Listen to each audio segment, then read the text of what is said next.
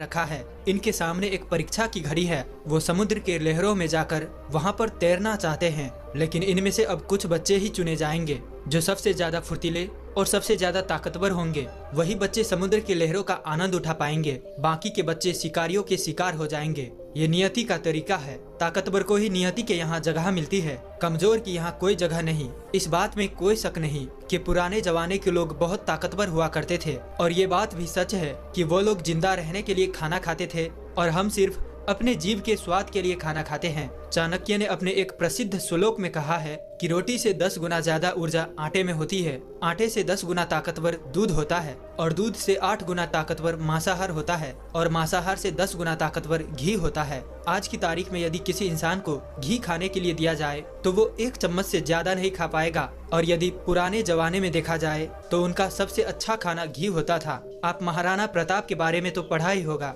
वो जितना वजन लेकर रणभूमि में लड़ते थे, इतना वजन तो आज के 4 आदमी उठा भी नहीं पाएंगे। वो लोग इस दुनिया में सच में जिंदा थे, और हम सभी शायद जबरदस्ती जिंदा है। आज की जो बौद्ध कहानी मैं आपको सुनाने जा रहा हूँ, इसकी बातों को दोस्तों आपको जिंदगी में उतारना होगा, तभी यह कहानी सुनाने का मकसद सफल हो पाएगा। इस कहानी में हम कुछ ऐसी बातें, कुछ ऐसी रहस्य जानेंगे जो आपको हमेशा स्वस्थ बनाए रखेंगे, क्योंकि पहला सुख निरोगी काया। दुनिया का सबसे बड़ा धन ही हमारा स्वस्थ है। दोस्तों, पुराने समय की बात है। एक राज्य का राजा बहुत पराक्रमी था। राजा इतना ताकतवर था, आसपास के 50 से ज्यादा राज्य उस राज्य पर आक्रमण करने से पहले 50 बार सोचते थे। उन्हें पता था वहाँ का राजा और उनकी सेना बहुत ही ज्यादा ताकतवर है। राजा अपने प्रजा के लिए काम करता था। प्रजा के लिए जो सबसे फायदेमंद चीज होती, उसी चीज का वो राजा फैसला लेता। लेकिन जब राजा अपने घर की तरफ देखता तो उसे बहुत चिंता होती। उस राजा के 2 पुत्र थे। बड़ा वाला पुत्र बहुत ही ज्यादा ताकतवर था। वो हर चीज का हुनर सीख चुका था।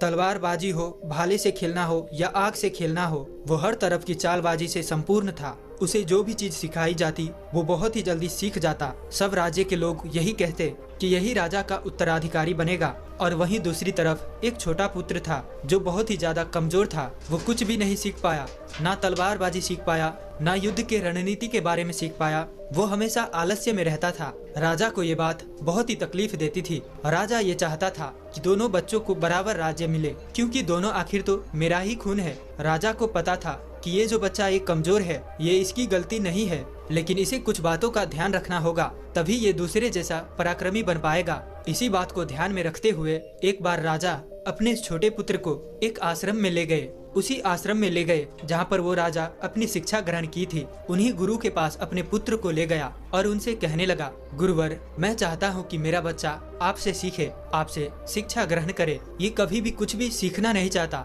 और वहीं पर मेरा दूसरा बेटा बहुत ही पराक्रमी है और पूरे राज्य को आज भी संभाल सकता है, पर लेकिन मेरा छोटा बेटा हमेशा से मेरे चिंता का विषय बन रखा है कि इसको भी मेरे अपने दूसरे पुत्र की ही तरह बड़ा बना दो। मैं चाहता हूँ कि दोनों पुत्रों को बराबर का अधिकार मिले। मैं किसी के साथ भेदभाव नहीं करना चाहता। ये बात सुनकर वो गुरुवर कहते हैं, मैं जानता हूँ राजा, इस पुत्र को क्या तकलीफ है। मैं भली भांति जानता हूँ कि तुम्हारे इस पुत्र को क्या तकलीफ है। तुम कुछ दिन के लिए इसको यहीं पर छोड़कर चले जाओ। मैं तुम्हें ये आश्वासन देता हूँ कि जब तुम वापस आओगे तो तुम्हें ये पुत्र नहीं दिखेगा, इसी की जगह कोई और दिखेगा जिस पर तुम शायद ही विश्वास कर पाओ। वो गुरुदेव वास्तव में बहुत ही बड़े आत्मज्ञानी थे। वो उस पुत्र को देखकर ये समझ गए थे कि इस बच्चे को क्या तकलीफ है और इसे कैसे पराक्रमी बनाया जा सकता है, क्योंकि वह आखिर एक राजा का खून था। बस उसे इसी बात का एहसास करवाना था। राजा वहाँ पर अपने बच्चे को छोड़कर चला जाता है। उसके बाद वो शिष्य उसी आश्रम में रहने लगा। बहुत दिन बीत गया,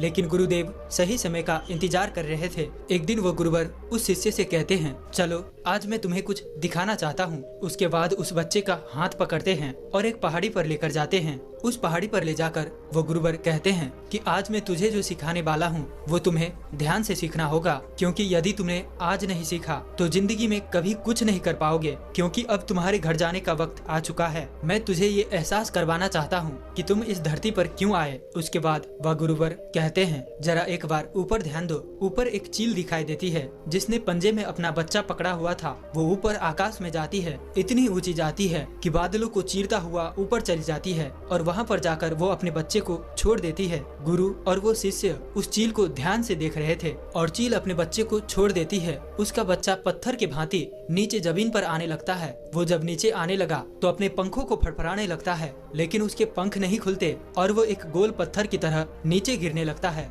जैसे ही वो नीचे गिरने ही वाला होता है, ऊपर से एक पंजा आता है और उसे पकड़ लेता है और वो पंजा उसकी माँ का होता है। उसके बाद वो माँ फिर उसको ऊपर लेकर जाती है, फिर उसे वो ऊंची आकाश में ले जाकर वहाँ से उसे छोड़ देती है। चील ऐसा कर रही थी, तभी गुरुदेव उस शिष्य का हाथ पकड़ के और वहाँ से एक पेड़ पर लेकर जाते हैं। उस पेड़ के पास उस चील का घोंसला था। उस घोंसले में उस शिष्य को दिखाते हैं कि इस घोंसले को ध्यान से देखो, इसी में उस चील का बच्चा रहता है। और इस पेड़ को ध्यान से देखो, इस पेड़ पर कितने सारे फूल है, लेकिन फिर भी इस चील के घोंसले में एक भी फूल नहीं है। वो अपने कोमल बच्चे को इस फूलों के अंदर रख सकती है, पर वो ये जानती है कि फूलों में रहकर ये सिर्फ पक्षी बनेगा, केवल ये आराम करने वाला पक्षी बन जाएगा। लेकिन जब ये कांटों वाले घोंसले में रहेगा तभी ये एक चील बन पाएगा। और तुम भी एक राजा के बेटे हो, इसीलिए तुम्हें इस तरीके से फूलों में नहीं रखा जा सकता। तुम्हें भी कांटों में रहकर अपने आप को मजबूत बनाना होगा। और वो चील आज यही कर रही है। वो चील अपने बच्चे के भीतर से वो डर भगाना चाह रही है, उन्हें ऊंची उड़ान लेना सिखा रही है। वो बार बार जाकर के अपने बच्चे को ऊंचाई से पटक रही है, बहुत ऊपर से पटक रही है, ताकि वो उड़ना सीख सके, उसके भीतर के डर दूर हो सके, वो बादल को चीरता हुआ आसमान में उड़ सके। वो जिस चीज के लिए पैदा हुआ है, वो जहाँ पर पैदा हुआ है, वो माँ अपने बच्चे को सिखाना चाहती है, उसका एहसास कराना चाहती है कि यदि वो किसी दूसरे पक्षी की योनि में पैदा हुआ होता तो ये सब उसे करना नहीं पड़ता। वो एक फूलों में पैदा होता और फूलों में ही खत्म हो जाता। लेकिन चील के बच्चे का ये एक नियम होता है, नियति उसे तभी जिंदा रखेगी जब वो ये सब हुनर सीखेगा। और तुम भी एक राजा के बेटे हो, तुम भी जब ये हुनर नहीं सीख पाओगे तो अपने राज्य की सुरक्षा नहीं कर पाओगे, तुम एक दिन मारे जाओगे। ये देखकर वो शिष्य को बहुत कुछ सीखने को मिला। उसने कहा, गुरुवर, मुझे बहुत कुछ एहसास हो रहा है। मुझे पता है कि मैं एक राजा का बेटा हूँ और मैं ये भी जानता हूँ जिंदा नहीं रह सकता। उसके बाद वह गुरुवर उस शिष्य को पकड़कर आश्रम में ले आते हैं और वहाँ पर वह गुरुवर उस शिष्य से कहते हैं, मैं तुझे अब कुछ बातें सिखा रहा हूँ जो पूरे जिंदगी अपने जीवन में याद रखना। चील से तो तुमने बहुत कुछ सीख लिया, लेकिन तुम चील के बच्चे की तरह तो ज्ञान नहीं ले सकते। आखिर तो तुम भी एक इंसान ही हो, तुम्हें इंसान की तरह ही अपने शरीर को बनाना होगा। आज मैं तुझे कुछ बातें बता रहा हूँ जो तुम्हें अपने घर जाकर करनी है, तभी तुम एक पराक्रमी राजा बन पाओगे। तुम अपने शरीर को स्वस्थ रख पाओगे, क्योंकि राजा कभी बीमार नहीं पड़ता और तुम्हें बीमार नहीं पड़ना है। तुम्हें इस बातों का हमेशा ध्यान रखना होगा। पहली बात जो तुम्हें ध्यान रखनी है, हमेशा सुबह जल्दी उठना। और तुम एक इंसान हो, इसीलिए तुम्हारे लिए ज्यादा से ज्यादा 6 से 8 घंटे की नींद तुम्हारे लिए बहुत है। इससे ज्यादा कभी मत सोना। और सुबह जल्दी उठकर अपना जो हुनर होता है, जो एक राजा अपने हुनर सीखता है, वो हुनर तुम्हें सुबह जल्दी उठकर ब्रह्म मुहूर्त में सीखना है। सुबह जल्दी उठकर तुम्हें योगा और प्राणायाम का प्रयास करना है। अपने शरीर को जितना तुम स्वस्थ रखते हो, उससे भी कहीं ज्यादा तुम्हें अपनी अंदर की शक्ति को स्वस्थ रखना, अंदर की शक्ति को जागृत करना। तुम्हें मानसिक शक्ति को भी उतना ही बढ़ाना है और यही मानसिक शक्ति तुम्हें ध्यान से मिलेगी। हमेशा ध्यान करना, अपने मस्तिष्क को सक्रिय रखना, सदैव सुबह जल्दी उठकर प्राणायाम करने की अभ्यास करना,